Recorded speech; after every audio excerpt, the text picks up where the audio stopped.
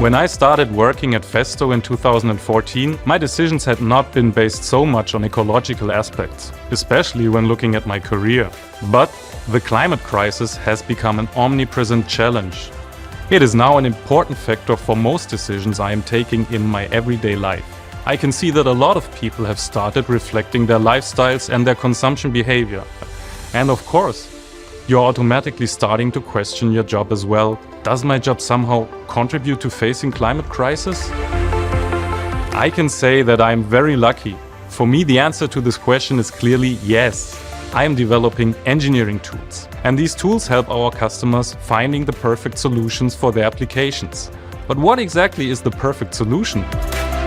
It can be the most powerful solution, it can be the solution with the lowest purchase price. But it can also be the most energy efficient solution, the one with the lowest carbon footprint. And I can see that these more ecological factors are becoming increasingly important for our customers, which is a great motivation for me and my team.